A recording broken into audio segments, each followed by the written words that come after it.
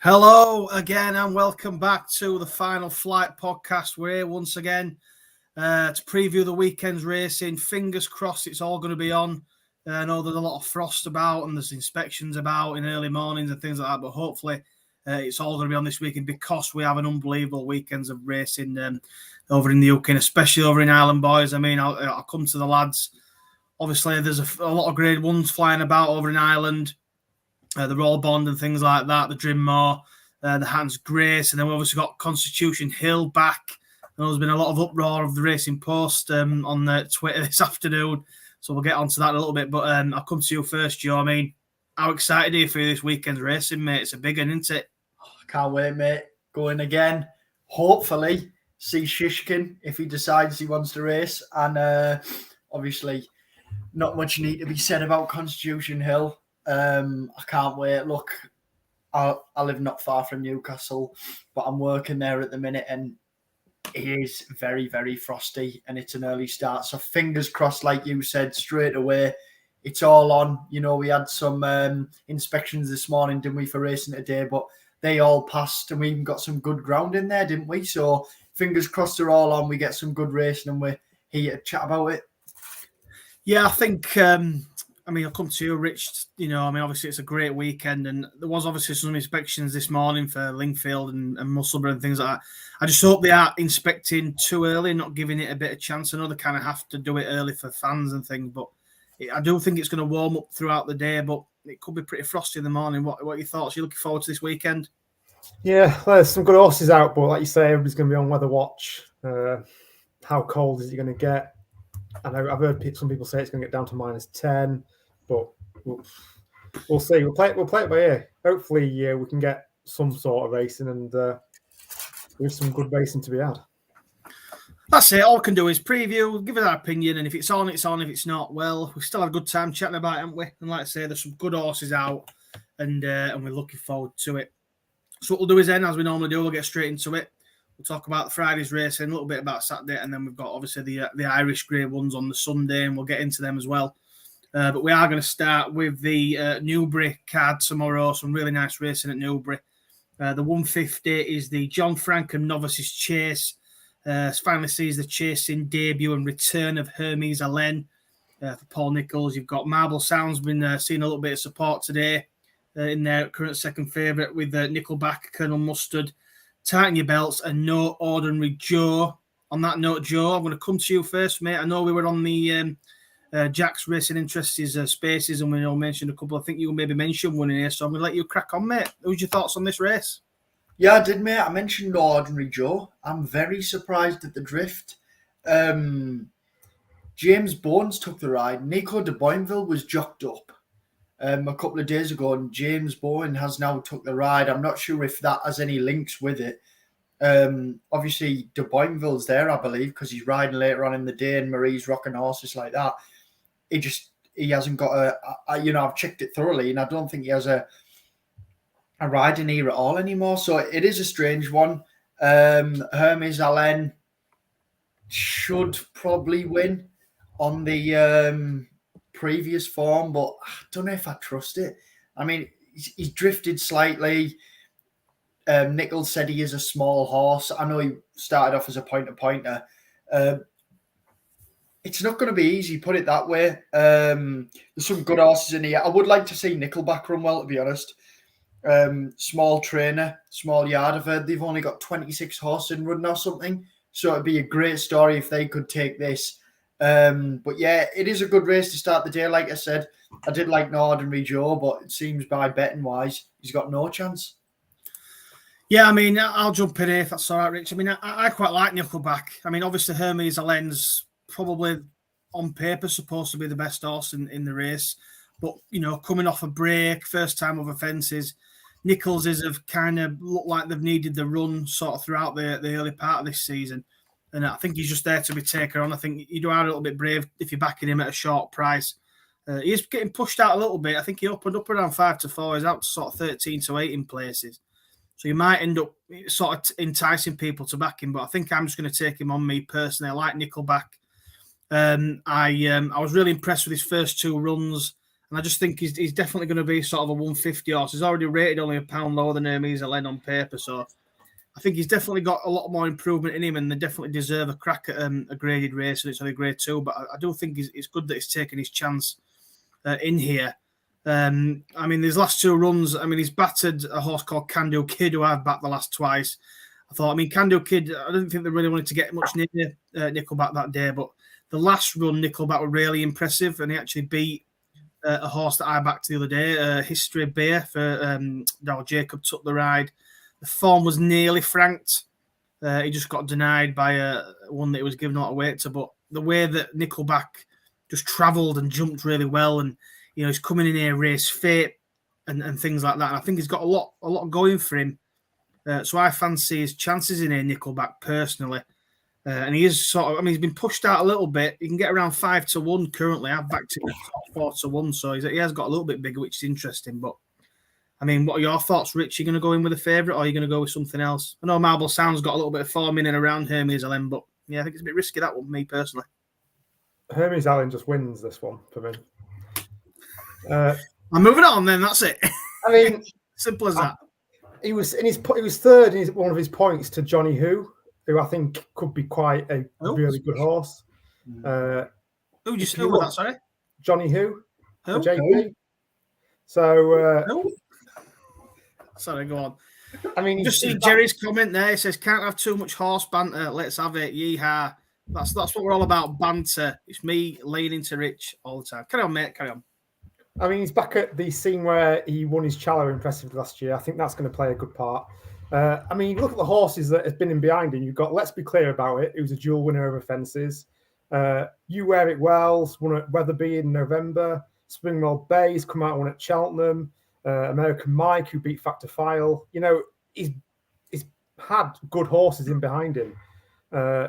He brings the best form. I just think he goes in this one. I can't be having any of yours two. The form, the horses they've been beating, I just don't think they're up to anything. Rocco, no ordinary Joe. A length, no ordinary Joe. And Rocco, surely, Rich, come on. I mean, he is. Would it not worry you him coming off a long break and the way Nichols is? I mean, he's had a fair few sort of shorty favourites, been beat first time out this season so far. And like Joe said then, that they keep talking about how he's not too big of a horse and things like that. Will he actually take? You don't think it's a bit of a risk at such a short price, or are you just GSI? No, I think there's much shorter prices out there that are more risky than this one. Personally, I think the bookies are playing it smart. I think they opened him up short on purpose, and then obviously kicking him out a bit now. I think they want the money on him. He takes all the beating, but for me, there's too many questions. I mean, apparently he had a stone bruise, didn't he? And he missed 3 weeks of training a couple of months ago. So fingers crossed. So I would like to see a good English horse. Do you know what I mean? They always said this would be his game. So fingers crossed we have a good race anyway. Yeah, I think it will be a good race. Don't get me wrong. If he's 100% A1, I mean, I know he's got obviously the best hurdles form on paper, but I'm going to take a punt on one that's obviously had 2 chase starts already. It look really impressive. And if he goes off in front, he might take for catching, and if he could bring out any mistakes in Hermes Allen, I think that's the way to go. So we shall see, boys. First favourite for Rich. Shock. Right then, I'm joking, man. So we'll move on to the 225 again at Newbury. This is a nice little handicap chase. This Class 2 0 to 150. Can Do Kid in here as favourite. Ferrero, Bamboo, Sail Away, Cal Philippe, Iron Bridge. And a few other bigger in here. Wadini's in here, but we're pretty sure he's going to go to Doncaster with Henry on board. But we'll see. Probably that might depend on whether the meeting gets called off potentially, or they might be keeping the options open. But I'll come to you first, Rich, if I can, mate. Have you had a look at the handicap chase, and what are your thoughts? Yeah, for me, Can Do Kid's the one to be on here. He was a neck second last time out over the same course. My heart's broke. My heart was broke that day. Our Jet was third in that race. He was 32 lengths back, and he's come out and won next time out at Kempton. Mm-hmm. So you could say the form isn't too bad. He was also second to Nickelback, and if James is right and he does somehow beat Hermes Allen, then that's great form line there. But yeah, I think Can Do Kid can probably go one better in this one. Yeah, I mean, I'll sit. I'm with you there. To be honest, I kind of fancied Golden Sun for this race when we had the spaces on Tuesday night, but he didn't get declared, so it looks like it is Can Do Kid. Cobden takes the ride. I mean, don't get me wrong. And I thought he probably should have won that day back at Newbury, the last day. I thought he were unlucky. Maybe if he just went for it a little bit earlier, he might have got there. Fair play to the winner, but I just think I think this is the chance. I know he has gone up £6 for coming second, but they were a long way clear of third that day, and I just think there's a little bit more improvement to come from him.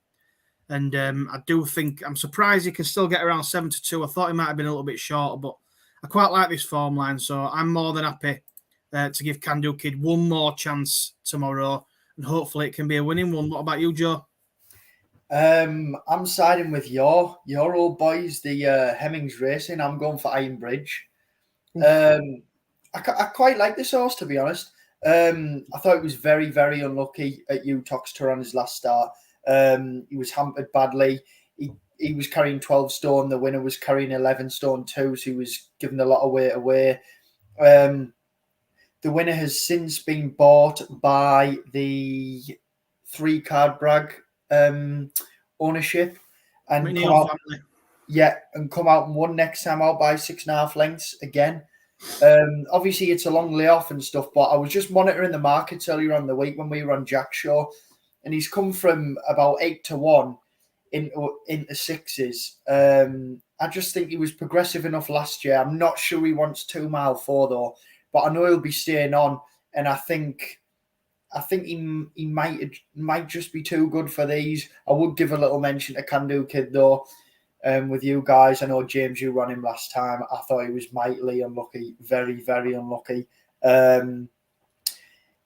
Yeah, I think he was giving the winner a few pounds there, like you say. I think Cobden probably wished he'd have gone for it a bit sooner.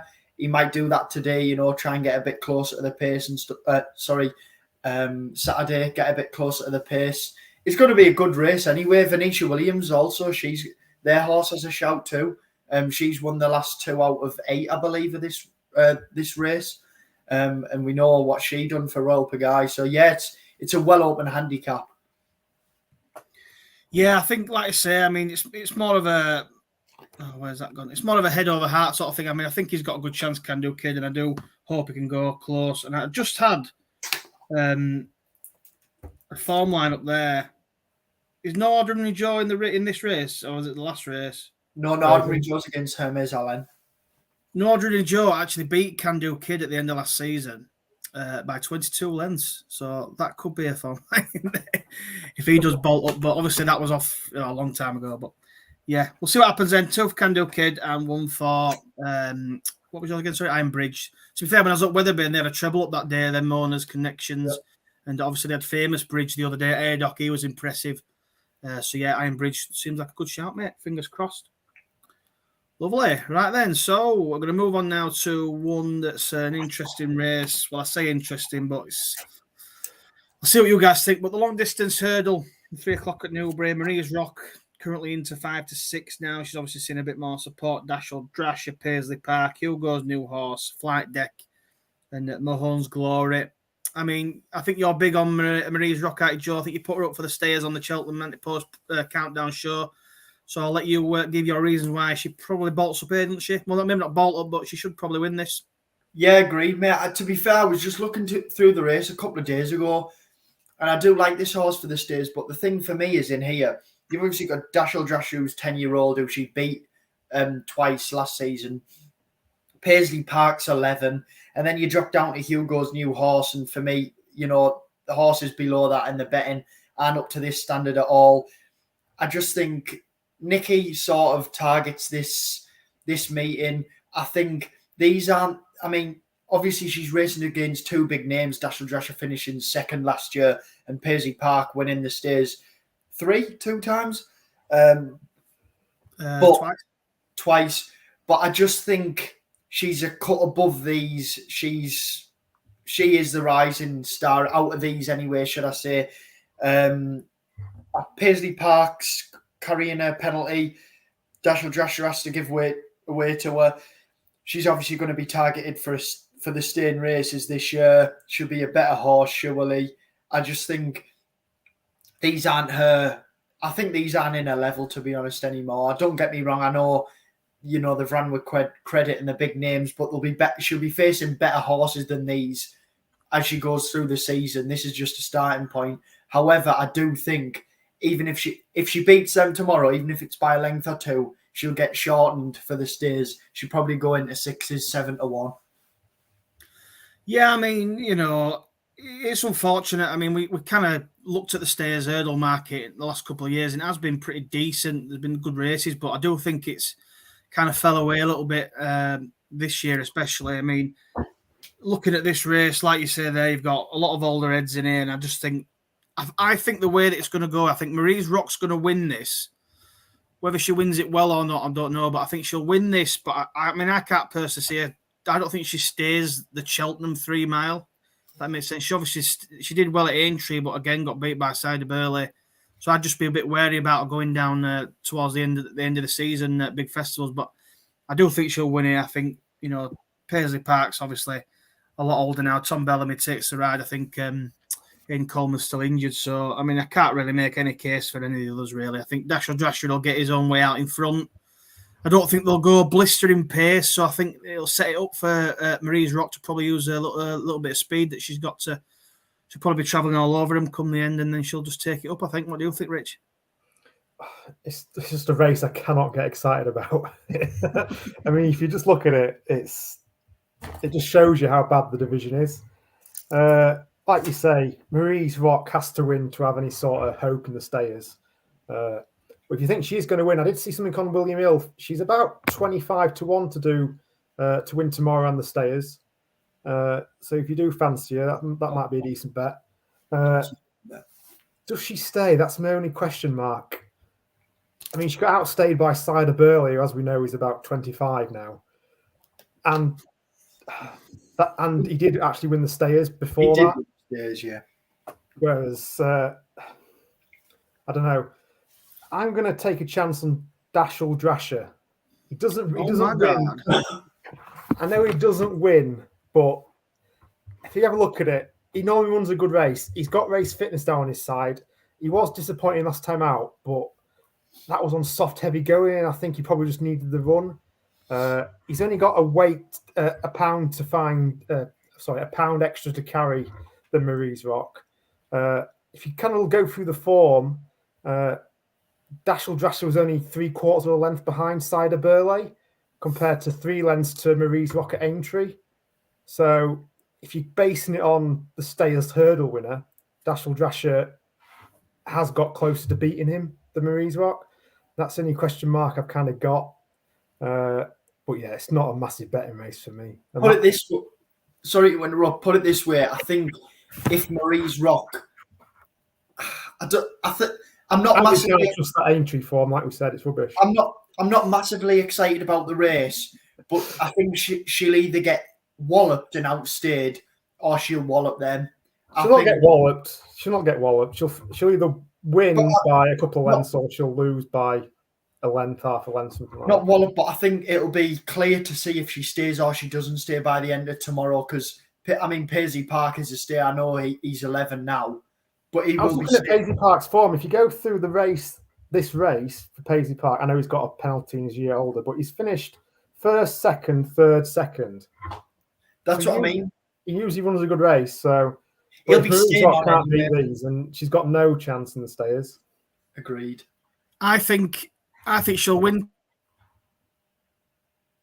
She'll get absolutely battered at Cheltenham. I don't think she stays the Cheltenham 3 mile. I think it's a different sort of test. The stayers hurdle, they go a hell of a lot quicker. I don't think they're going to go quick in this. I think she'll have enough in the tank to beat these personally. So yeah, Marie's Rock. It's no bet.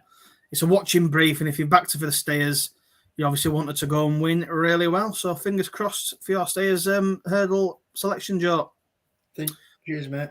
Right then, so we'll move on then to the last race at Newbury that we're going to cover, the 3:35. This is a really nice race, actually. I'm looking forward to this handicap. The Racing Super Series handicap oval over 3 miles, 12 runners. Highlands currently in his favourite for Nico de Boinville, and Nicky Henderson. You've got Haut, Jolie Smoke for the Skeletons, Ed Keeper for Sam Thomas, Ramo, Gentleman at Arms, and a few others in there. I'm going to come to you then, Joe, if I can. And then I'm going to go, and then I'm going to let Rich go last on this one.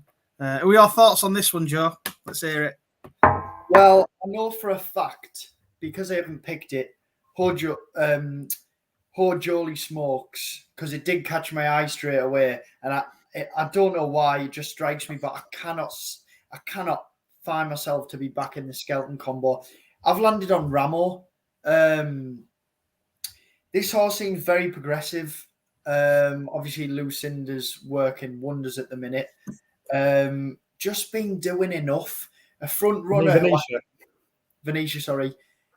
front runner who I think, if gets their own way out in front, will be tough to catch. For me, it's a very, very tight race. I mean, look at the top of the market: 72, 41, 92, 92.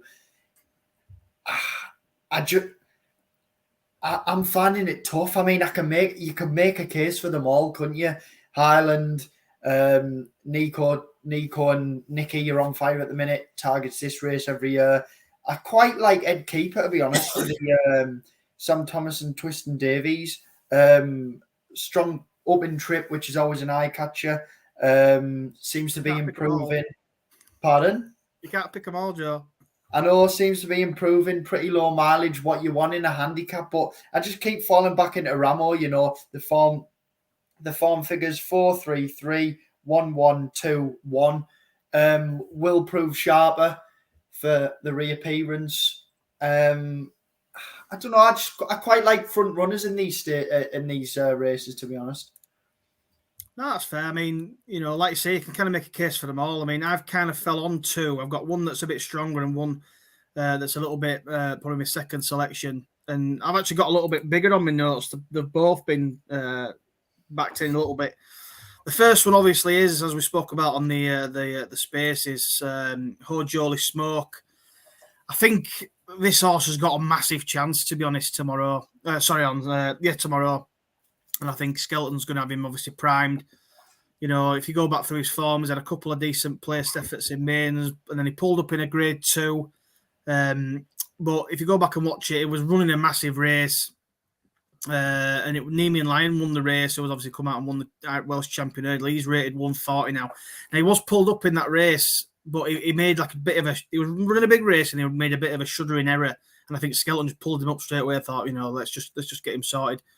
The form of that race, you know, Colonel Harry was second. He's rated 132, 137 over fences now. Snake Roller, who's unfortunately not with us anymore. He was third that day. He was rated 126. Ferranelli is obviously 155 over fences now. And then the 6 was Lookaway. He's 132. So it was a really strong race, I thought. And he was running a really big race. He was travelling in nicely in behind. He just made a bit of a bad error that just made him pull him up. But he's had a breathing up over the summer. He's come back at Chepstow. Over 2 mile 3. We're staying on pretty well for third behind a horse called Beat the Bat, who, as we know, has come out since and had that really good race with Welcome to Catrice over at or Catrice, however you want to pronounce it. Good race. Over at Ascot. That was a brilliant race. Them two really, really do look handy. And they pulled miles clear of the third that day. And obviously, Haut Jolie Smoke on his reappearance, you know, he worked too far behind him. And I just think he's actually been dropped a pound for that. And he comes in off 118. Now, all based on that form, to me, he's got a massive chance in here. And as we know, Skeletons have been needing the run. He's already had a run and he's coming out for his second run. So you'd like to think he's going to be well and truly primed for this. And he would be my main selection. The only other one I kind of liked was the one you mentioned there, Joe, Ed Keeper. I thought he'd probably be the danger. And he's got some good form. He won a race at Bangor that obviously got franked yesterday with No But I Will, winning for the Greenall and Guerrero team over fences. A brilliant performance, brilliant jumping performance, and Henry had a really good ride that day, so that's kind of been franked.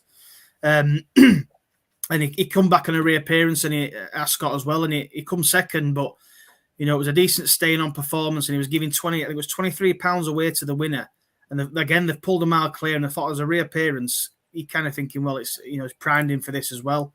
He runs in here off 1-2-4, so he has to give a bit of weight to Haut Jolie Smoke, but you know, Sam Twiston Davis is in really good form at the moment, so I'd probably back them two each way. He was on my notes. He was down a 6-1 head keeper. He's coming to 9-2 now. Holy Smoke's been supported as well. So yeah, those will be my two each ways against this field. I think it's a nice race. Over to you, Rich. Yeah, mine's Holy Smoke as well. I mean, you mentioned most of my points, but like you say, I feel he's got to be better than 118. Surely he's at least 125, maybe pushing 130. I'd have thought. So I think it's a really nice mark that they're trying to take advantage of. It is his second one after a wind up, so maybe the first one was just to get him used to like breathing again, and now he's stepping up to 3 miles. I think he could be dangerous. You know, skeletons, like you said, do seem to need a run, and they come out and run really well second time. So yeah, he's one I'm fairly strong on. Yeah, I'm same. And like you say there, when they come back off the wind up 9 times out of 10. They're just kind of running to see how they are. You know, they have to understand if it's kind of worked. Is the horse feeling the same? Are they breathing all right? Are they traveling all right? That sort of thing. And unless they're going to win, they're probably not going to, go hard on them. And I think now they kind of know. Hopefully, it'll be all systems go. Right, lovely. Looking forward to watching that race. Fingers crossed it's on. So we're going to move over to Saturday now. Again, we'll stick with Newbury, and then we'll move over to Newcastle, and then we'll finish with the Irish racing. The 140 on Saturday, the Coral Racing Club Handicap Hurdle. Some nice handicaps this weekend, some good racing. Over 2 mile 4. Come to you, Joe. Jet Powered's in as favourite. He's off a long break, 336 days. Uncle Bert, Get a Tonic, Irish Hill, and sort of 9-10 to 1 the rest. It's quite a tight, and again, another tight handicap. Have you managed to dissect it, mate? What are your thoughts? Well, I've had a go, mate, and I've gone down the market a little bit, and I've landed on North Lodge for Alan King with Tom Cannon on. Some good form last year. I mean, pretty lightly raced, but won a Grade 2 novice hurdle at Cheltenham, beating Balco Coastal in a different kind. Then went to Kelso and got beat by Nelson by a short head, where I thought he was pretty unlucky there. He's just been nabbed on the line. Then he's ran in the Betway Mersey's novices at Aintree against 3 Stripe Life, Might Eye, and he beat Nelson that day 13 lengths. He beat Good Risk at All, and he beat Cornell Mustard. I just think the form of that race has worked out very well. They've obviously put him away. He seems to be getting a bit of money. I know he's carrying a lot of weight here, but I think he's better than these. Jet Powered maybe. The danger, he was talked about a lot, wasn't he? Did he win at this meeting last year, was it? Yeah, he did in the maiden hurdle. He powered home. He looked like an absolute weapon. And then he got beat in the December by Jupiter Degit, and then weren't seen again. But yeah, I quite like North Lodge, to be honest. I think he was progressive last year. I think he's gone under the radar because he's got a second and a third there, but for the form's there. I mean, he's running 2 Grade 2s and a Grade 1, and he's come first, second, and third. I don't think that's bad at all. And the horses he was against are all, big names now and a lot higher rated than these. Yeah, I mean, just looking at that third there, 8 lengths behind 3 Stripe Life, who obviously no longer with us. I mean, that's decent form. I suppose I'll just throw a question back to you, because that's what we do on this podcast. We get debate going. But would the long layoff, 602 days, would that worry you anyway? Or very fresh, put away for a long time. I'm going to say you said to put him away there. So it's a long time to put a horse away and preparing for this. Would that worry you or not? It would. But I mean, Jet Powered's had a long layoff. Uncle Bert fell last time out. That was at the race against White Rhino, wasn't it? Get a Tonic 4th last time out. I don't know. I just feel it's a strange race if they're not going to take advantage of this field to drop him in. I mean, he's gone from 10 to 1 into 15 to 2. So someone somewhere is looking at him. I just think he could be better than these. I mean, the layoff is a worry. We've had it all season, to be fair, but I just think this horse could be better than these. No, that's fair. That's a fair point, mate. Yeah, fingers crossed for that one then, see how he gets on. What about you then, Rich? I'll let you go. Have you found a handicap plot for this? No, not really. The one I looked at was Uncle Bert. I know he fell last time out, but he was quite heavily supported. I mean, he was favourite for the race. And literally, he felt the first, and literally anybody that backed him had completely done the money from the straight away. Yeah, maybe some redemption here. I mean, I've not really got a strong opinion on any of them, to be fair. I think Jet Powered potentially might have the class. I mean, I think he's only had maybe 2 runs, hasn't he? I know he got beaten at 2-7 on, but something must have been up there because he's been off the track for 300 odd days. But yeah, 131 might be a good mark for him, but yeah, it's not a race that I've got a massively strong opinion on. Yeah, I mean, I've had a look. I mean, I won't say the strong opinions. I'm going to have a couple of little fun each way goes against Jet Powered. I think I'll be taking him on off the break.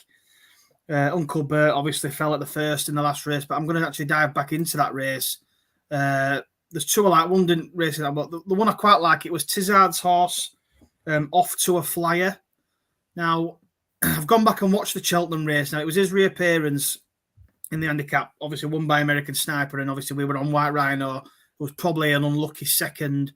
He travelled really well into that race. That was a really good run. I think there's a lot more to come from him. But if you just I went back and watched it, and I just kept an eye on Tizard's horse, and it was travelling pretty well still, coming sort of to the second last. Or was it the third last? Sorry, no, the second last, and a horse just fell bang in front of him and literally completely hampered him, and he had to. I mean, I'm pretty sure he stamped on the jockey. It looked like it anyway. Luckily he's come through it all right, but basically brought him to a complete standstill. But he still stayed on in behind, and he come. I think it was like 10th or something like that, or 11th, yeah. But I just thought he was travelling pretty well, and the jockey gave him a couple of little taps, and he's starting to make a bit of a move. And obviously, unfortunately, got hampered. So I think him at 12-1 after having a run now, he's off a rating of 120. He's only carrying 10 stone 5, so he's down at the bottom. I just think he's got a bit of a chance.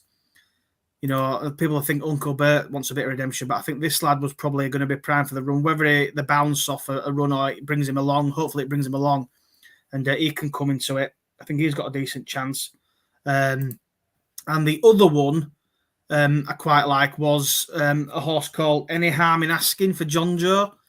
He ran well in the Welsh Champion Hurdle against Nemean Lion. Obviously, he's rated quite high now. And Any Harm in Asking is in here off 136. Now, he probably would have won the Welsh Champion Hurdle if he'd have kept straight. If you remember, he lugged right left and come right across the course. And Nemean Lion was just straight as a die, and he won. But I'd give him a chance. He went to Cheltenham for the Great Wood. It was on soft ground. It was quite a hot race. I just didn't think he quite enjoyed the ground. Obviously, back on better ground on Saturday, a step up in trip. He's been dropped £1 for that. I just thought 16-1 as an each way price wasn't too bad. So I think, like you say, you've got horses off long breaks. You've got a couple of other horses off back of fall and things. And I just thought each way, I'd like to play them too. So Off to a Fly for the Tizards and Any Harm in Asking for John Joe. That's for me. Any thoughts before we move on? Sounds all right. I don't. It wasn't one that I sort of went through with a toothpick looking. I mean, a lot of these are sort of it's on daft fallers or layoffs, aren't they? Really, you don't know what you're going to get. Really, I mean, last year they could have bolted up and they wouldn't have ended up here. There could be some redemption in there, like you say. Well, that's it, lads. That's why I've got to do our research and give the fans what they want, and that's winners in big handicaps. Right then, so moving on then to the 215 at Newbury. The Coral Intermediate Handicap Hurdle. Another handicap. Love it. I hope you've gone through this one, lads. Under Control. A short price favourite for the McManus team. Henderson, Bowen on board. Bowen's on for Henderson quite a lot this weekend, actually. Obviously, Nico will be going to Newcastle, you would have thought, on Saturday anyway, so that's the reason why there. Brentford Hope, winner last time out. Hansard, Bad's in here. Punta de Este, I love that name. Our Champ was a winner at Cheltenham a couple of starts ago. I'll come to you, Rich. Have you got an opinion on this race? I hope so. Yeah, Under Control for me. Yes, Rich. JP. Only defeat came in the Dawn run at Cheltenham, where You Wear It Well won. I think last time out she beat Iberico Lord, who's then come and won at Cheltenham this month. So I think she's quite a good bet. Is that all my notes? Oh, Henderson's won the race 3 times as well since 2019. So it's obviously a race he likes to win and target. And I think he's got a good one. That's fair enough. I mean, 6-4 in some people's minds, not a bad price. I mean, are you with Rich then, I'm assuming, Joe, under control? Yeah, mate, like Rich said, and I've mentioned, I think Nicky Henderson sort of targets this meeting. Not battered, but beat Iberico Lord, who come out and beat Lookaway Lucia, beat some fairly decent horses. This last has end up in handicap, still off 136, I think. For me, still well handicapped, miles better than these. Should, in my opinion, should batter them, to be honest. No, that's fair enough. I mean, she does look pretty strong. I mean, I didn't kind of want to make it a 3-way tie for a short price favourite, although 6-4 is not too bad. So I've just kind of played a bit of devil's advocate. I'm going to go for one at a bit of a price, a bit of one that's a bit out there. But I'm gonna chance Bad for Ben Pauling. Ben Jones is on board. What bad choice. So pardon the pun, yeah, she's called Bad. Well, he's called Bad. This horse, it's an interesting one. Obviously, come from France, went off 5-1 for the Fred Winter actually on his UK debut, if you remember. Didn't run too well. Just around myself. Yeah, come 13. Remember, Jazzy Matty won that race, but he got absolutely smashed in off the boards and went off favourite pretty much, which was obviously going to be a massive ask. Gaelic Warrior did a similar thing, but he got beat as well, and then he weren't the best at Ascot. But I just think he's needed a bit of time to acclimatise to the UK environment. That's kind of what I've put down here, but. His appearance wasn't too bad at Ascot again, behind Knickerbocker Glory, who's not a bad horse, and Altabelli. I thought he run a good race, and they're both sort of rated in the high 130s. So I think there's a bit of improvement to come. I think we're not seeing the best from this horse, and I think under control, obviously off a break, and I quite like to take them on off a break 9 times out of 10. I think. You do get a lot of times where these the favourites do get beat unless they are an absolute weapon, which, don't get me wrong, under control may well be, rated 137. But I just think Bad's, if he's come on from the run a little bit, he might be able to get near under control. And each way price 14-1. I'm just going to play a little each way for him and see if it's one of them where if under control bolts up, fair enough. But if you don't fire, then I might pick up the pieces with Bad for Ben Pauling. So I'm going to go for that and see what happens, because we like to go against the grain, don't we, boys? Oh, yes. Lovely. So moving on then, another really good race. This is the big one on Saturday. The 250 at Newbury, the Coral Gold Cup Handicap Chase. Really good race. Love these sort of races. Complete unknowns in as favourite for Nichols, Cobden on board, Marla Mission. For John McConnell, who is obviously in stinking form. Monbeg Genius for John Joe. Stumptown's in here. And 10-1 bigger the rest. Come on then, Joe. Who are your thoughts in this? I've got 2 myself, but I'll let you go first, my friend. I'm not gonna say anything. I'm just gonna go. No. If you don't know, Midnight River for the Skeltons. I know I mentioned about backing the Skeltons. However, that was a first-time out horse. They won this race last year. And I just think this horse has got great form. We all know... game, and I see where you're going there, Joe. Tying the form lines in. Yeah, we all know when Skeltons have a plan, they normally execute it pretty well. And I just think... that return against Brave Man's Game and in the Charlie Hall was exactly what they wanted, to finish well behind, get a run into him, come here, like I say, off 11 stone 1, which I think is still pretty light. I mean, the winner last year won off 11 stone. This is a pretty similar story, really. The horse last year, I believe, Lamilos, was it? Yeah, Lamilos, yeah. Yeah, Lamilos, yeah. Done exactly the same. I just think the Skeltons are out of here again. I really do. I can see it now. I can see exactly why they went to Charlie Hall. Coming here, I think this is going to be tough to beat. However, I know Cobden's been talking his ride up a hell of a lot. Yeah, I mean, so that's one for Skeltons. I like it, Joe. I mean, I come to you, Rich. The form line, obviously, behind Braveman's Game, the Charlie Hall does look pretty strong, or you could say it doesn't look very strong. It depends which way you take it, but I'll let you go. What are your thoughts on Midnight River, and have you got a selection? I mean, obviously, he's finished behind the UK's best stayer. I've gone down a similar route, but I've picked, I've got form behind the overall best stayer. I've gone for Monbeg Genius. Is that correct Rambler form? Yeah, so he finished third in the Ultima, won by Correct Rambler. Second in that race was Fast or Slow, who's gone on to beat Galloping twice. I just think that form's incredible if you look at it. Obviously, Correct Rambler won the Grand National. I just think he's a 3-time winner last season over 2 miles 7. This is a step up in trip slightly. Yeah, 3 miles 2. Shouldn't be too much of a problem. He's off 10 stone 6, which I think is a good racing weight round here. Pulled up last time out, but he didn't really get the best of passages. If you look back at the race, there was horses jumping into him. I'm kind of going to stick a line through that. I think that'll put him right here. I think he's got a big staying pot in him, and I think this could be it for John Joe O'Neill and John Joe O'Neill Jr.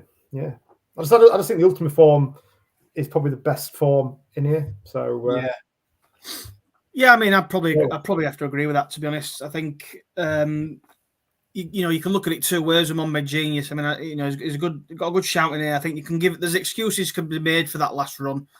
I think a horse kind of jumped into him. I think way too keen, and I think that, like you said, James, when the horse jumped into him, I watched the race back, because to be fair, that would have been my second choice. I seen the Correct Rambler form. It lit him up so much, and he just looked so keen. He looked erratic. And I think he's probably just said, right, pull him up here. He's not right. He's not going to stay. Yeah, and I mean, at the end of the day, they're looking for handicaps, so that if something's not going right or whatever reason, they're not really overly fussed. And it was his comeback run. He'd been off since the Ultimate, obviously, and the building these horses up for a crack at these big pots. That's what they're doing at the end of the day. And I do think it could be one of them where people may desert him because of that pull up, because of that run, and we could see a lot of egg on people's faces when he absolutely bolts up, if he's primed him. I thought Marla Mission, I couldn't back him with Stolen Money, me personally. I think the form of the stable, John McConnell obviously it's something stupid, like, I don't know, 40 odd days or something where he's not had a winner. So it's in the last 14 days, he's had 34 runners and 0 winners. Yeah, and I think it's even more past that. So I think you'd be brave backing him. The one I kind of was pretty strong on was the Skeleton Horse, Midnight River. I think, they won this race last year with a Lemay loss. The Charlie Hall was obviously a prep. We might see Skeleton doing the old celebration on Saturday. The aeroplane. Fingers crossed. And then there's a few other bits to maybe talk about later, but we shall see. But, he finished last season. He beat Bout of Greatness at Aintree. It was a really nice performance. And like I say, the prep run will have set him up perfectly for this. You go back through his back form. He's beaten Stolen Silver before. He's got decent form in there. And I just think, he's been primed for this. I think he gets in off a good weight. He gets in off, he's only carrying 11 stone 1. I think that's due to a hoisting yaw being in here and pushing the weights down a little bit. So I think it sets it up for a big run. And I think 10 to 1 is definitely a fair price. Obviously, you've currently got good to soft. I mean, the only other one, it was a really, really fun bet. I heard somebody mentioned it, so I looked into it a little bit more. But Max Flamingo at 50 to 1. If the ground was to get anywhere near good, I think he'd definitely outrun his odds. He run in a hurdle race where I mentioned the horse called Foxy Girl on the spaces, and she looks like she could come and win hopefully this weekend potentially. Magic Tricks won that day, and this horse come 5th and was staying on really well. Obviously over a trip way too short. Comes back. That was a 2 spins over hurdles. Comes back over fences for this. Jumps right up to 3 mile 2. And don't get me wrong. Probably wants good ground, but with the frost and things like that, it could firm it up. It could get a bit better if it defrosts and dries up quickly. But 50 to 1's quite a big price for an Irish raider coming over. But yeah, my strongest pick for me would be Midnight River. I think the Skeletons are on to a good one. Another big date, and we'll be doing the airplane all the way to early next week potentially. Is that a grey, Joe, that we just saw? Fantastic. So fingers crossed for the Skeletons, and we'll see how that goes. But it's a good race. I've been really looking forward to watch that. Right then, so we're going to move on then. We're going to finish off with Newbury. One more race at Newbury. Then we'll talk about a couple of races at Newcastle. And then we'll finish with the big ones over in Ireland. So the 325 at Newbury is the Coral Get Closer to the Action handicap chase. I've actually really enjoyed going through handicaps for this weekend. So a horse you like an age, Master Chewy, Real Stone, really impressive A-Dot winner. Again for the Skeletons, could have a big day. Elixir de Nuts, Excitations, Bollinger. I can't even pronounce that. I'm not even going to try. How do you pronounce that? Bollinger and Krug, that's supposed to be. Probably Russian Doyen and Calgary Tiger. Rich, save me from my embarrassment. Who wins this, please? I like Joe's Master Chewy in this one. Like you say, I thought he was very unlucky last time out at was it Aintree? I think he ran in. He got swallowed up. Yeah, there was a few offences admitted as well, wasn't there? So, yeah, I think he was very unlucky. Like you say, probably another one that's probably going to get some redemption this time around. I mean, there's only it's not a massive field. 3, 6, 7 runners. Good to soft. Yeah, I think he's fairly strong. Go on, Joe. Are you in on Master Chewy? Do you think a bit of redemption for him after being unlucky at Entry? Yeah, 100%. I mean, I believe he's been put up £6 for coming second. But DiGello's out in a handicap too. He's off 135. So similar weights again. Obviously, they've avoided each other this time. I was at Haydock when Real Stone absolutely bolted up by 20 lengths. But if you look that day, the 3 horses that were carrying 10 stone were in the top 3. And the 2 horses, one was carrying 11-13 Pay the Piper, and Cheddleton was carrying 12 stone too. One was pulled up, one finished 50 odd lengths away. So I think that's probably one. The form's not really going to stack up. I mean, Haydock that day, we've seen a lot of horses winning by big margins. I mean, Royal Pagaille in the end won by about 6 lengths or something. I just think Master Chewy was so unlucky the last day. I mean, the handicapper thinks it as well, putting him up £6. But he looked like a certainty jumping that last, and then he moved alongside. And I mean, even when we spoke to Henry, he said as well, you know, when he was on your scale, it's so long up that straight at Aintree, and it's pretty steep hill. And on, I believe, it was soft going that day. You've basically got a target on your back, and every horse is going for you. And if one horse gets locked in, which DiGello did, I mean, he's just been chinned on the line. But for me, I think Master Chewy gets some redemption here. I think he goes and wins nicely. I believe he was 3-1 when I mentioned him on the Twitter Spaces midweek, and now he's about 6-4, 7-4. So the money's definitely come. Yeah, I mean, well, you can get 15-8, but you're looking at 6-4, 7-4 everywhere else. It's a funny little race, isn't it? Because obviously, Real Stone was in that race at Aintree, and he was about 15 lengths behind Master Chewy. That was his first one of the season, wasn't it? Yeah, and obviously there was £5 weight between them. Real Stone's obviously come out and absolutely bolted up second run for the Skeletons. First run, not too bad. Second run, bolts up. Could we see that earlier on in the day, maybe? And the rear Posey off same sort of weight difference. He's got 15 lengths to make up, but he was impressive at Haydock. He's gone up £8 for that win, which obviously might scupper him, but he did look so impressive, didn't he? I mean, the one thing for me that worries me a bit, and I know it sounds daft as a small Real Stone, I don't know if it was the fact that no horse wanted to go with him or no horse could go with him, but I feel like he just got it too easy. I mean, to be fair, when you take out DiGello and Master Chewy, he was 12 lengths behind Netwell at Aintree. So that, I mean, apart from that horse, they've both pulled away. And I mean, Master Chewy probably would have won on another day when the obstacles are in. You're going to kick yourself either way, aren't you? If Master Chewy wins, you're going to say, well, he had 15 lengths to find. He was never going to do that. Or if the Skeleton horse wins, you're going to say, well, all of his horses have needed the run all season. He's absolutely hacked up at Haydock. Why haven't you backed him type of thing? Yeah, it's a tough one. You know, I'm struggling to decide between them. To be honest, I might just play the old reverse forecast and go for that and see how it gets on. It's a tough little race, but I think it's probably between them two. I look through the others, and nothing really excited me about the others. So I think, to be honest, I'd be all over one of them two. Probably play reverse forecast. If I had to put gun to my head, I'd probably go with Master Chewy. I think he'd probably still have a little bit too much for Real Stone, even though he's obviously improved from that first run. But the quick turnaround would maybe worry me that it is only like a sort of 6-7 days or whatever it is. But yeah, I'll go for that. See how it goes. Right then, lads. So that's Newbury. So watch for the inspections to call it all off tomorrow morning. Yeah. So what we'll do is then we'll have a quick word on obviously the Fighting Fifth. Constitution Hill obviously back. Cannot wait to see him back. Fingers crossed. Actually, I've just seen a comment here from Craig. Craig's on the show. Evening, lads. Just back from a very cold day at Musselburgh. Hope you travelled back all right, mate. Obviously, it was freezing up there. Nice to see you on the show. Hopefully, we can brighten your day. Sounds a bit soppy, doesn't it? But yeah, anyway, so Constitution Hill, obviously coming back. Love Envoy in here makes it a bit tasty. Not saying she's going to get anywhere near him, and You Wear It Well's in here as well. Not So Sleepy and Benson, who according to the Racing Post thinks he's going to win this.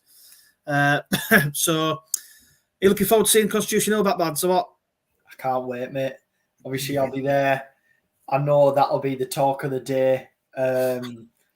Everyone's there to see Constitution Hill, aren't they? I believe. I think if you had a vote walking in, one horse you want to see today, 99% of people would say this absolute beast.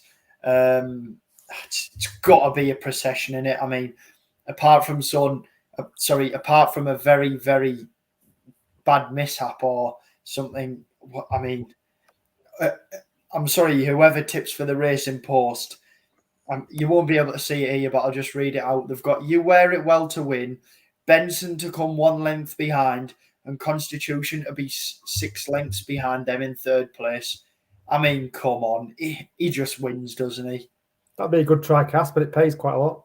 I mean, look, it's one of them, innit? People will argue back and forth. It's good for racing, it's not good for racing. You know, a 1 to 6 favourite or 1 to 10, whatever he is half the time, you know, it takes a little bit of the betting aspect out of it, and that's kind of what we want to see. But at the same time, you know, we've got to enjoy watching these animals like this. I mean, he's come along and he's just unbelievable. He's absolutely incredible, and you just got to get excited for watching him, and hopefully we eventually have something that maybe comes out and can challenge him. Obviously, Imperial Pass is looking like the one. Benson, yeah, obviously he's got a big chance according to Racing Post. But you know, we don't get a horse like this often, where it's just demolishing everything by a mile. I mean, if you know, let's just hope that he gets through it all, gets to Cheltenham safe and sound. Imperial Pass gets there safe and sound. Hopefully, both unbeaten, both at the top of their game, and we'll see if Imperial Pass can give it to him. State Man, obviously, as well, but. Yeah, I think he's going to take some beating. I mean, a lot of people will be backing him to be unbeaten all season. That's probably the only way you get any sort of value in his price. But there'll be somebody getting stuck in at 6 to 1 on. What about you, Rich? Are you putting the mortgage on? Probably £6 on. Yeah, I mean, it's great. Everybody wants to see these sort of horses.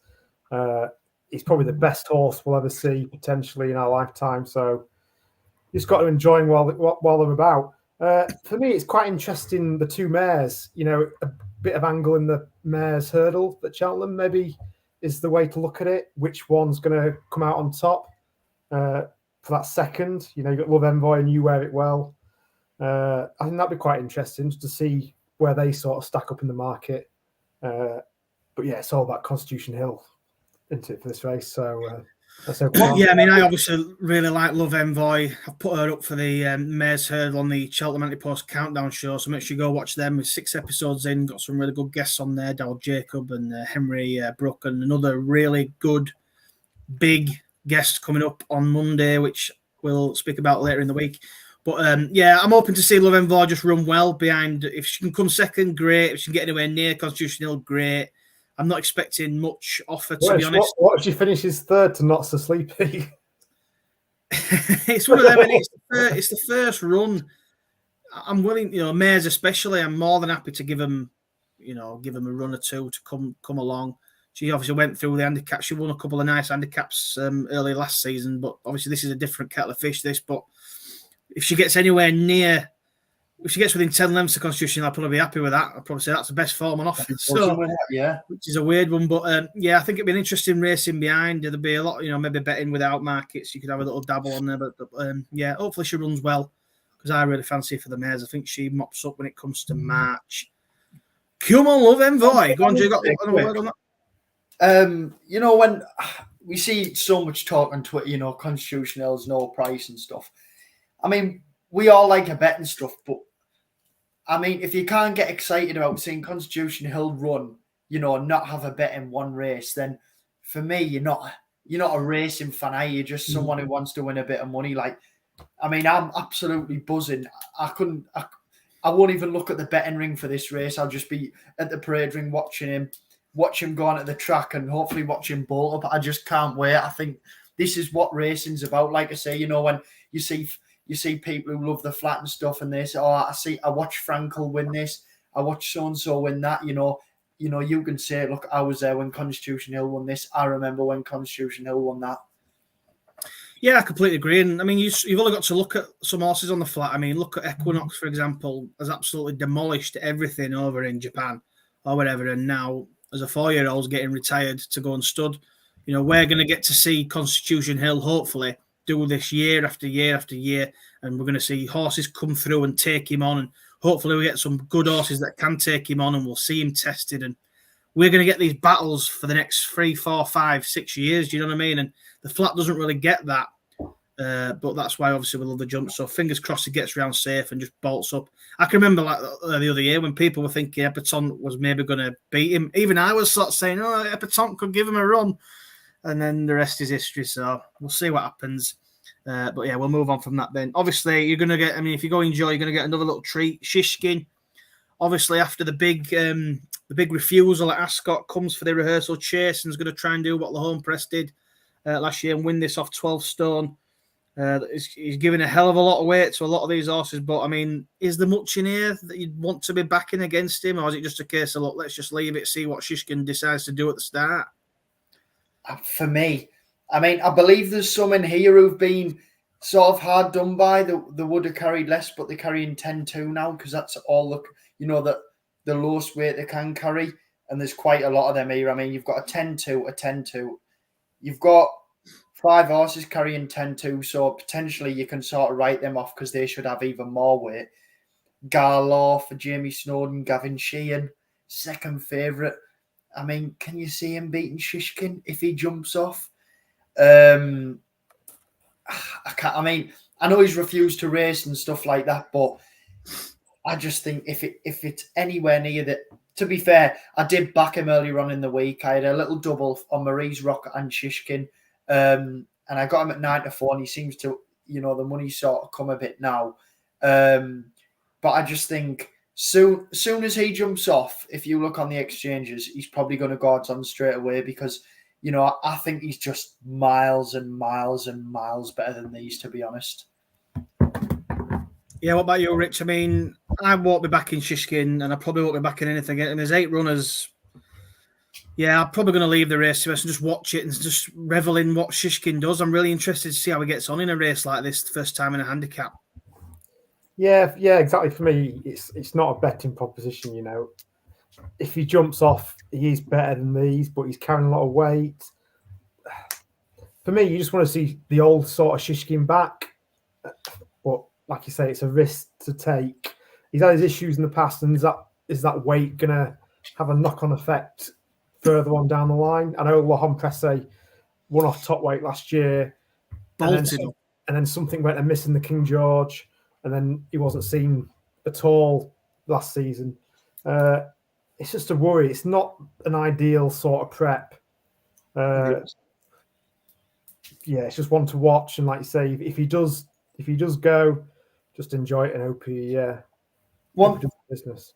One thing I would say, I think even if he wins or bolts up in this, I can't see him shortening massively for the King George. Like I say, I think he's more than entitled to beat these here. I think most of that price you're getting there is for him starting here, because I think a lot of people's fingers were burnt at the weekend gone. I think he might say if he might be 8-1 now, he might shorten into 7s at most. But even if he wins this, for me, it's not enough to back him against horses if he turns up like Jerry Colom and Allaho if he turns up. Well, lads, we'll soon find out. So we'll see how he gets on. Let's see if he jumps off for the start. And we'll have 2 days out and no racing.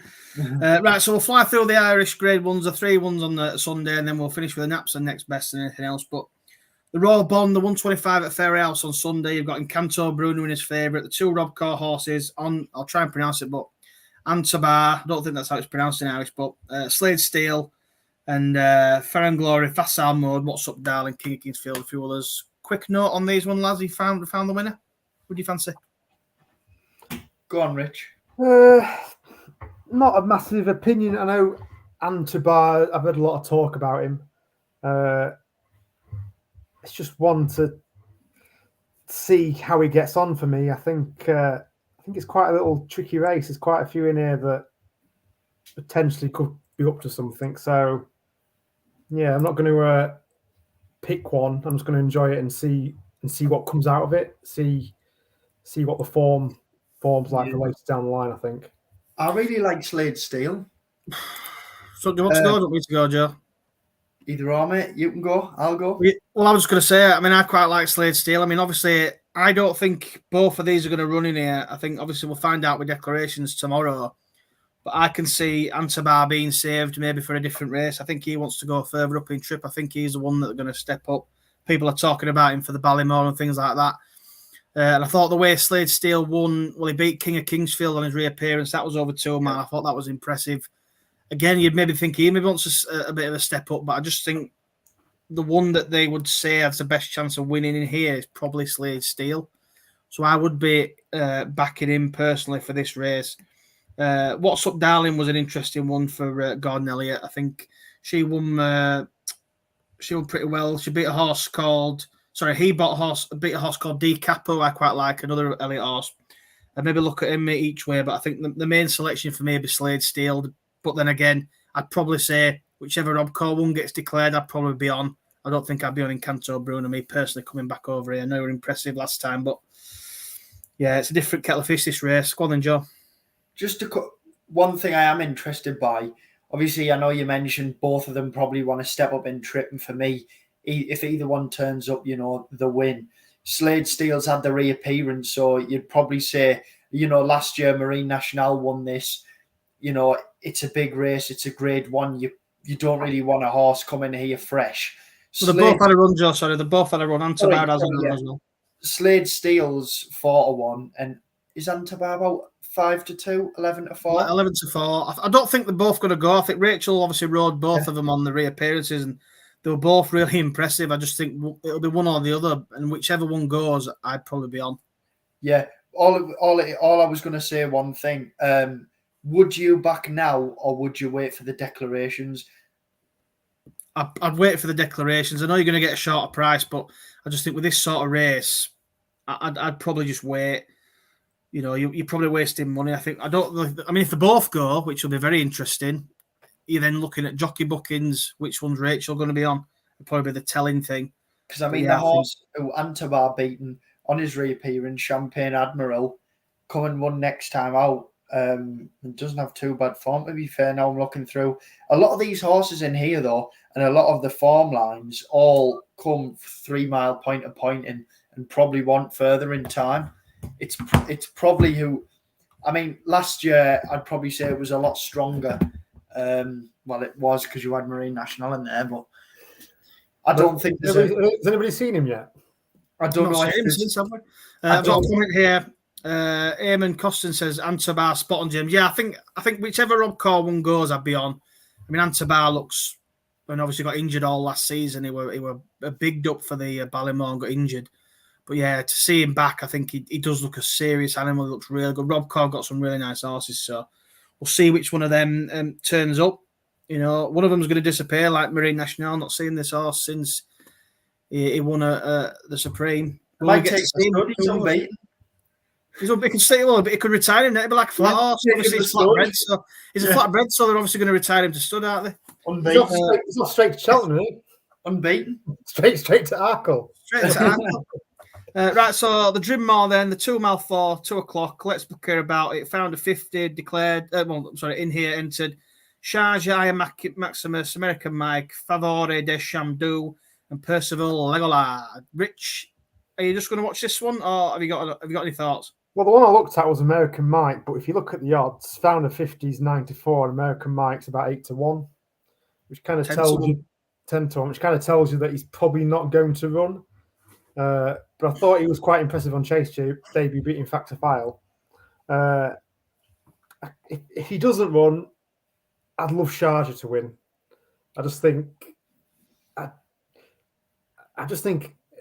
a sucker to these horses that go over fences late, like Fahim did it, Flooring Porter's doing it, Classical Dream. I just like to see it, old horses enjoying racing, but trying out a different, is it like a discipline, I guess you call it. I thought it was good last time out. But yeah, we'll see. I think for him, it depends on the weather. I think they've got showers. You wouldn't want it too soft. But yeah, that's the way I'm going to play it, I think. Fair enough. What about you, Joe? I really like Found a 50, mate. I mean, he was tried a lot in hurdle races, in very good company. He got beaten by a head by Corbett's Cross. I know he disappointed on his chase start, but he was, a good horse.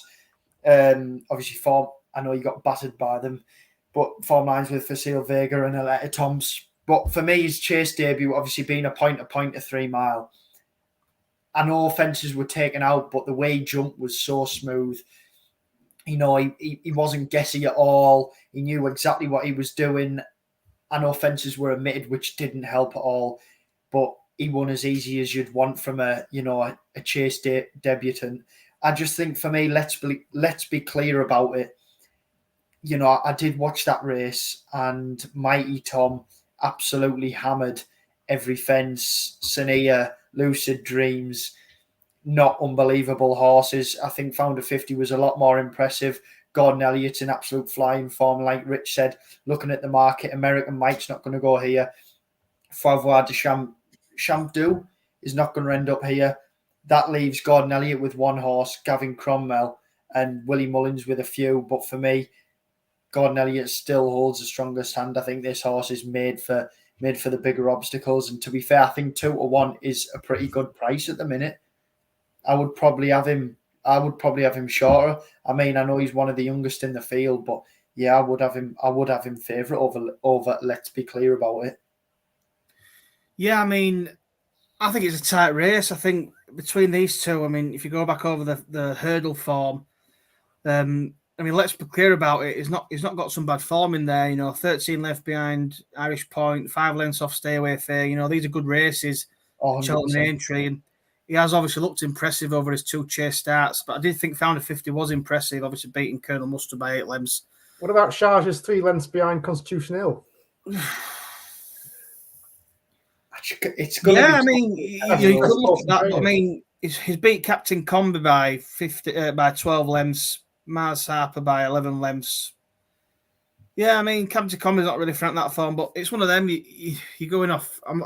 They've all kind of looked impressive in the races. I mean, if I was gonna land on one, I would have probably gone with Found a 50. I think that one chase start, it looked really impressive. He jumped really well. Jack Kennedy took the ride and got him in a nice rhythm. And there's a few people that are probably on tickets for him for the Turners after he got declared. But yeah, I think he'll like the soft ground.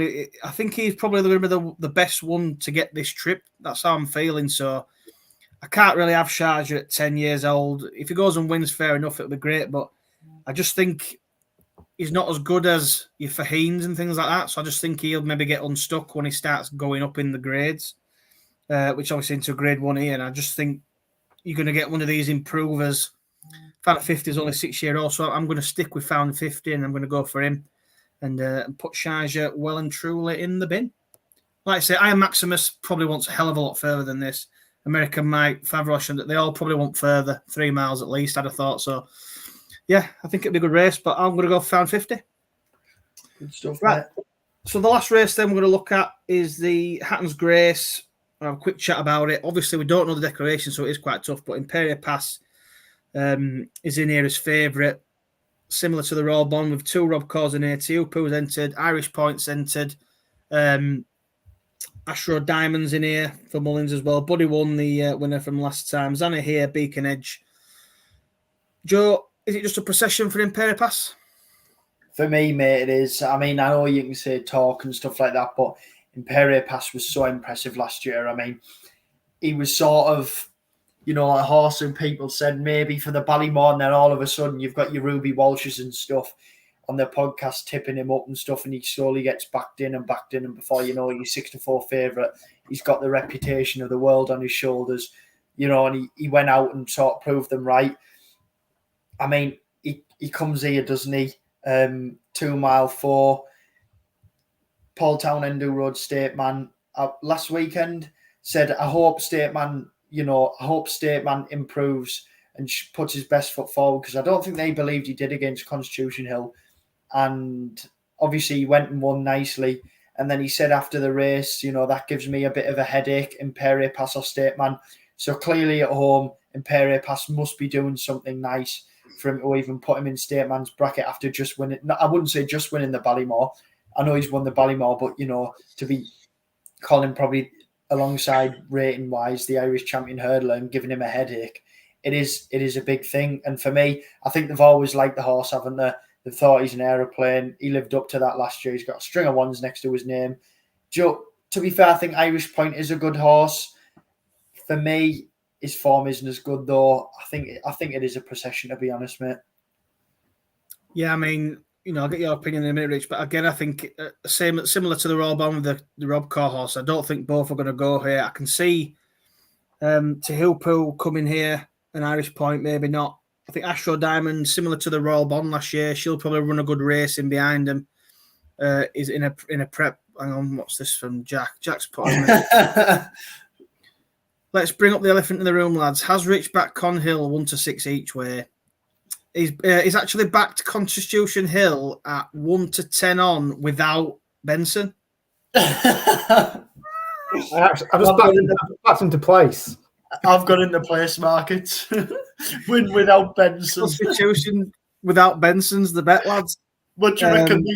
What do you reckon the reaction would be if you went to a bookmakers and said, "Excuse me, have you got any odds for Constitution Hill to win without Benson, please?" Jesus, can you imagine? But yeah, anyway, where we're at, yes, I think Imperial Pass will probably win. I think 4-6, again, short enough. Tehupu, obviously, my stayers hurdle pick on the Cheltenham show. You know, it's a tough one. I'd like to see him push Imperial Pass as close as he can. Whether he'll beat him or not, I don't know. But if he don't beat him, I'm not too fussed. Similar to Love Envoy, if they'll get close, I'm happy with that. I'm not sure Irish Point will go. Astro Diamond, I think, will run a good race in behind. You know, she's obviously going to be prepped for the Mayor's Hurdle, so I think I won't be betting in the race. I'm happy to watch Imperial Pass go and win if he does, and we'll see what happens. If both Rob Core ones go again, it'll be interesting to see who Rachel chooses, or Jack Kennedy, sorry. It's Gordon Elliott, isn't it? Yeah, see which one Jack Kennedy's on, but I think Imperial Pass probably should be winning this. If he's got any chance of being a champion hurdle horse, he has to be winning these races all the way up to it to get anywhere near the enigma is Constitution Hill. What's your opinion, Rich? Sorry, mate, I've just realised I've not even asked you. Thanks. Well, Tehupu wins, doesn't he? And then he reroutes from the stayers to go to the champion hurdle to take on Con Hill. Obviously, that's the angle. No chance. I mean, yeah, Imperial Pass just wins, doesn't he? There's no other argument. Second to Gate Warrior, who's come out and bolted up. He should have too much pace for a stayers hurdle contender, surely. Yeah, I mean, like you say, that you get these Ballymore winners that they normally have a little bit of pace, and Willie likes to bring them back. So 2 mile 4 should be spot on if he's fit. Similar to State Man, he probably should just be beating these, and we want to see him beating these. If we want this big clash in Cheltenham and the champion hurdle, we want him to win. If Benson wins, isn't it the same owners as Imperial Pass? It's going to be a big decision for Paul to make if that happens. I mean, it'd be interesting to see what happens if State Man. I mean, hopefully they'll. I mean, they might both go for the Irish. Is it the Irish champion hurdle that Stateman beat Honeysuckle in last year? If the, I mean, surely, I mean, would you send them both to that and see whichever one comes out on top? That sort of makes Paul's mind up for him come March. But I mean, it's no secret, is it? I mean, Willie even said, you know, everyone is you know, Constitution Hill's the target. It's not a case of is ours better, is yours better. Constitution Hill's got the crown. He's the one to beat. I think they'll sort of ride an Irish English completely separate, work out their best, even if it's for everyone to see, because whoever wins that come the day is going to be second favourite, trying to work out tactics to get a beat. He did it in the Dublin Racing Festival, didn't he? He ran all his Arkle horses in the same race there, and it turned out that El Fabiolo won and turned out to be the best of his contenders. Yeah, hopefully he does the similar sort of thing. And when you get into sort of Christmas and the Dublin Racing Festival, let's hope he does run them all against each other, because then we get unbelievable races just before. And I'll just put Jack's comment on here before we do Naps and Next Best, and then we'll finish up. But he's put, I just have a sneaky feeling they may keep Antabar for Nace before Xmas. Same race, Imperial won, and send Slade Steel to rubber. Yeah, we kind of sort of said similar. We didn't mention the race he might go to, but I think you're right there, Jack. I think Slade Steel's the one that's going to be in there, and Antabar will go for different for the Imperial Pass route to the Ballymore. I think these are the main Ballymore horse. GSI Slade Steel. So GSI Slade Steel, it's piling to 4-1. Watch him get declared, and we will be on a winner. Right then, so lads, that's it for the preview. We've all enjoyed that. We'll fly through Naps and Next Bests, and then that'll do us. So what are your next bests for the weekend, lads? Have you got anything else quickly? Yeah, can I just add one quickly? Go on, fly through them quick. There's a horse on Newbury on Saturday in the 5-1 called Masaccio. Beat. 1 second, my notes have gone off. Sorry, I actually put him up on the spaces, Masaccio, Joe. So good pick there, mate. Oh, did you? Yeah. Has form ties with Beat the Bat, and correct, yeah. So I really do like this one. 7-4 at the minute. I think it's probably a good bet, to be honest. What about you, Rich? You got anything else? Yeah, there's a few. So tomorrow at Newbury, 10:12, the Twitter talk horse, the Henderson. Is it Jericho du Rapane? That's the one. I mean, everybody saw his race course gallop and saw him beat the Pigeons, and apparently about 10-1 for the Supreme now after seeing that. So we'll see how he gets on. It's the race that Jet Powered won last year. Corbett crosses out in Fairyhouse at the quarter to 12. He's only really managed third on Chase debut. Steps up in trip and takes on the Mullins Nick Rocket, I think, in this one, if he gets declared. I think he's declared, actually. Then you've got the 10-1 Fairyhouse again. Ballyburn's out. One that I know everybody's looking forward to seeing. I think after this trip, we'll kind of know, is he a Supreme? Is he a Ballymore sort of horse? Yeah, and the last one I've got is Doncaster on the Saturday, 1:30 Ballybreeze. I was there at Cheltenham when he was well fancied, and again, he unseated the rider. I think Toby takes the ride, who normally rides for Greenall and Guerrero, so he's taking £3 off his back, which is going to help him. I think there's some redemption there to be had, and that's all I've got for you. Can I say one thing, actually? Go on. There's a horse on the all-weather that I like. No, I'm joking. Go on, mate. Not in America, if we can mention that. No, Toby's a really good jockey, actually. So he had a winner today, actually. So him taking three off is quite valuable. He's doing really well at the moment. But yeah, I mean, I've not really got anything else. You've mentioned it all there. One thing I will say is, if you don't already, I've got my Patreons doing quite well. 3 months in profit since I started. So check that on Twitter. Links in the bio. But yeah, it's a good weekend. Fingers crossed we can get some winners. If you didn't already as well, we were on Racing Interest. Jack, who was just in the chat there, he did his spaces. So if you go to his Twitter as well, you can listen to that. We'll put up a few more horses on there. So there'll be a few anti-post picks on there as well. 2 out of 2. You what? 2 out of 2 so far. Yeah, Rich is already 2 out of 2. We had, was it Serendipity, one for Del Jacob, and Coco Mademoiselle won today for the Skeletons. So, Joe, if you want to do your celebration. Skeleton, there you go. We didn't see it today, but he had a nice winner there. So we've got Naps next best. Who's your next best, Rich, for the weekend? Next best, I'm going to go for Monbeg Genius in the Hennessy. Tasty. What about you, Joe? Constitution Hill. No, I found a 50. Nice. My next best is going to be Hojo Smoke. I think he's got a great chance in the handicap. And my nap of the weekend, I'm going to have to do it, but I'm going to go for Can Do Kid. I think tomorrow is the day. Fingers crossed. What about you, Joe? My nap is Under Control, mate, on Saturday in the 2:15. Fantastic. And Rich? Hermes Allen. Oh. Well, we'll see. We'll see. Right then, so that's been it for another show. Hope you've all enjoyed it. For those that did tune in, thanks for listening, for liking and subscribing. We're almost at 350 subscribers, which is fantastic. So fingers crossed we can nudge over that this weekend. We've got some pretty big news. Obviously, the Cheltenham Anti-Post Countdown show. The last couple of weeks, we've had some really good guests on. Well, we've had some guests on for quite a few weeks, actually. The lads from Greenall and Guerrero come on. Daryl Jacob come on week 5. And we had Henry Brook who come on week 6. He's a couple of really, really good guests. George from Gary sorry? George from Gary Moore's Yard. Yeah, George Gorman come on from Gary Moore's Yard. That was the other one, sorry, yeah. And they were all brilliant, fantastic guests. And we've got another big guest coming up on Monday, which we will be announcing probably on Saturday. So make sure you watch out for that. It's a pretty big guest, one that we're really looking forward to chatting to on Monday. You what, sorry, Rich? Joe will be doing his hair, make sure it's all ready, get rid of them greys. Yeah, so let's keep an eye out for that. Hopefully we'll have a lot to talk about on Monday and we'll carry on with our anti-post picks. But yeah, we'll be still getting some big guests on, working hard to bring the best racing content we can. So we do appreciate your support on the Twitters and the socials and everything. So all the Twitters are down below. Make sure you follow them. Subscribe on the channel. Follow us on Spotify if you want to there. This episode will be on there tonight. I'll start getting the previews up. And remembering. So, yeah, thanks again for listening. We'll see you on Monday night. You do not want to miss it. Thank you and goodbye. See you later.